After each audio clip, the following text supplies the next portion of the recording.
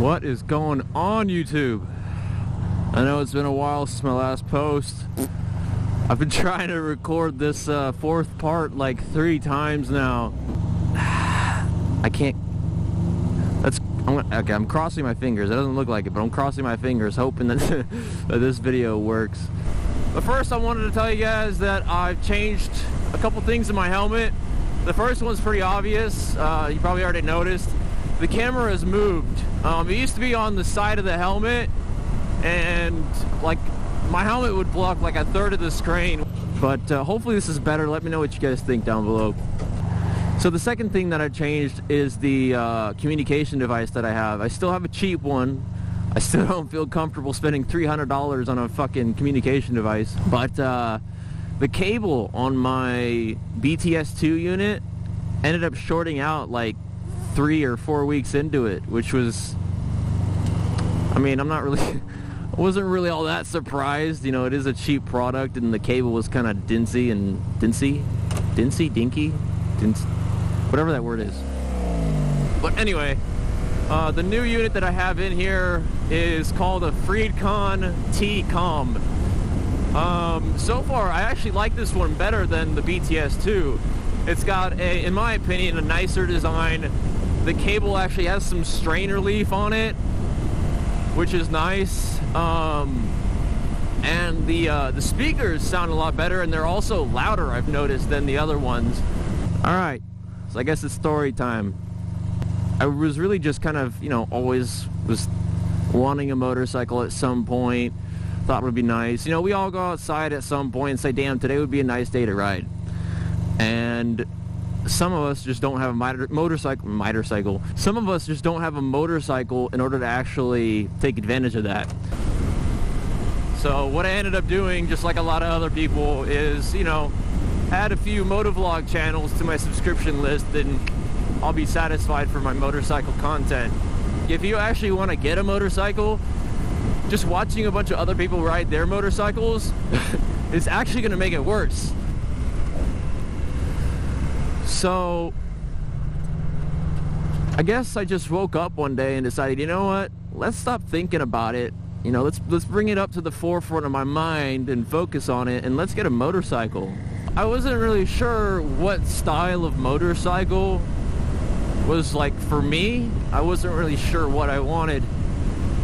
And at some point I ended up finding the MT-07, which, as some of you will probably know, is, from what I was told, the European version of the FZ, or something like that. I don't know. And I saw the price and I'm like, damn, that's cheap. Like, for what I was expecting.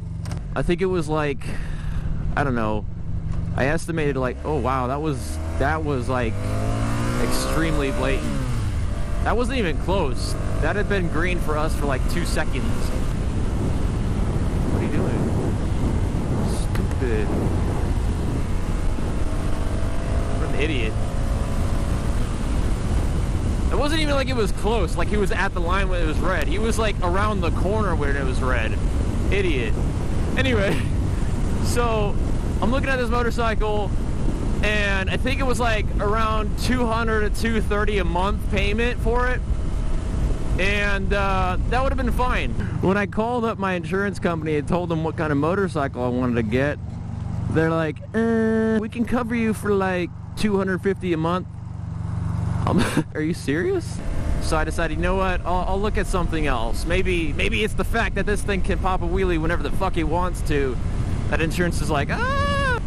So, I ended up looking at a couple other motorcycles after that. I went and took a look at the Kawasaki Vulcan. And again, it was a cheap bike, cheaper than the MT, obviously. It was like 8,000 bucks or something like that. Not anything bad on Kawasaki. I don't know them. I've never been on a Kawasaki. I've been on Yamahas. I've been on Hondas, you know, and I know them, and I know how to work on them. So I found the Bolt 950. And I sat on the bike, and man, it's got some weight to it, and I'm a small guy. The weight was kind of an issue for me, and the amount of power was just kind of ridiculous for a first bike. You know, 950 cc's. It's just like, man, I don't know. I decided, you know what, let's stay away from that motorcycle. But the funny thing about that one, insurance was like, yeah, we'll cover you for like 60 bucks a month. Now I'm in this predicament where I'm like, okay, I could get the Bolt with a ridiculous amount of power for my first bike at a good insurance payment, but I don't know. I don't want to say I was scared of it. I was just like, I was trying to be careful with my first motorcycle, right? Because like, you want to get a motorcycle that you're gonna like, you're gonna enjoy, and you're gonna want to keep for a while. So I'm talking to my buddy, and he's like, hey, I just happened to get a new motorcycle. Did you want to buy my other one? I'll give you a pretty good deal on it. It's like, You know, I had seen him ride in on it a few times, but I never really went and looked at it. I knew it was an older bike, and that was kind of the reason I didn't really think about it all that much as an option.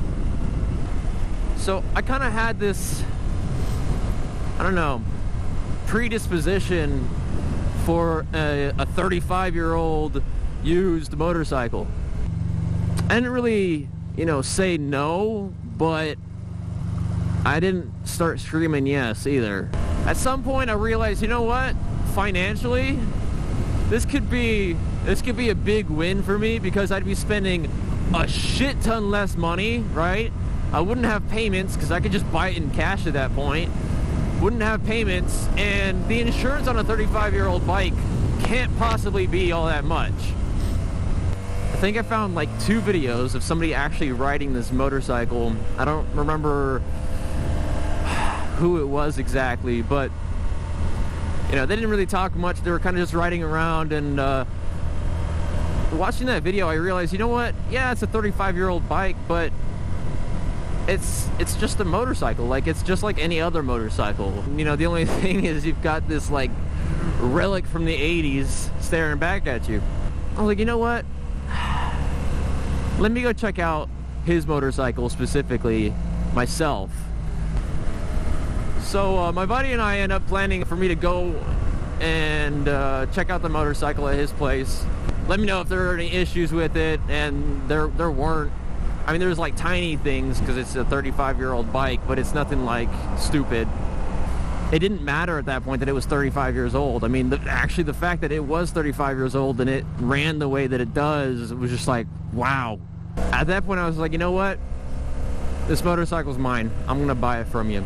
Obviously I didn't buy it that day because I didn't have anything. I mean, I didn't have gear, I didn't have my license, I didn't have nothing. At this point now, I need to go get my gear and get my license. My buddy had suggested that I take the MSF course. I think it's called Motorcycle Safety Foundations. Yeah, there is a bit of extra cost attached to it, but with what you learn from the class, it's 100% worth it in my opinion. And another cool thing about, you know, if you're a new rider taking the MSF course is you can skip the whole like permit process. You know, I didn't want to have any restrictions as far as when I could ride or who I could, you know, if I could have somebody on the back or whatever. I still haven't done that. That idea still scares the shit out of me if I get anybody to put on the back seat. But yeah, I didn't want any restrictions. I wanted to be able to ride at night if I needed to. And I didn't really see the point in getting the permit if you don't have to have the permit to begin with. Okay, back to the story. I ended up going to my buddy's place again to actually pick up the motorcycle. I bought the bike, and then we headed down for a ride to my place. Honestly, I was kind of shitting myself the entire time. Hello? Gas pedals on the right. Obviously, we made it home fine. Nothing happened, thankfully. And it was fun. You know, it was awesome. I mean, it was nerve-wracking for me the entire time, but like as we were getting closer to my house, I was able to have, you know, a little bit more fun with it, be a little bit more relaxed and calm about it. And it's funny because I think the first 2 weeks or so that I had the motorcycle, I'd have those times where I'd go outside and think, man, today would be a nice day to ride. And then I'd realize, oh shit, wait a second, I have a motorcycle now, I can do that. What helped me justify it was that I was able to practice and get more comfortable with the motorcycle as well as riding around traffic, because you could be as comfortable as possible on a motorcycle, but if you're not comfortable around traffic, it could be really scary. Most people in cars don't think about motorcyclists until they see one, and by that point it's too late. So, you know, when you get on a motorcycle, be aware that, like, yeah, they could see you, but you're assuming that they're looking. That's the end of story time. If you're looking into getting a motorcycle and you can afford it realistically, just go do it. It's the best thing that I've done in a long time. Well, alright guys, that's gonna be the end of today's video. Thanks for riding with me, and I'll see you on the next one.